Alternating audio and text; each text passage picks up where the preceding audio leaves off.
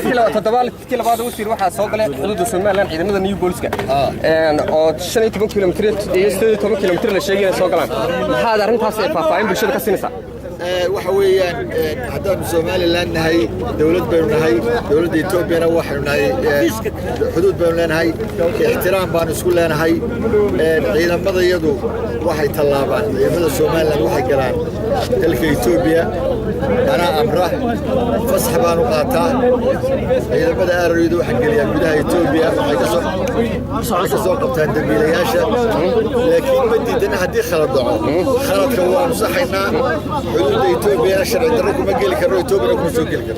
كرو. بس يوعد ويدي هرتي مختار هو كيف حالكم مرة يعني. كنت بس والله قاتلوا هرتي مختار دائما هذا جيت كنا العليا جيت هرتي مختار. إن شاء الله بإذن الله كريم سوي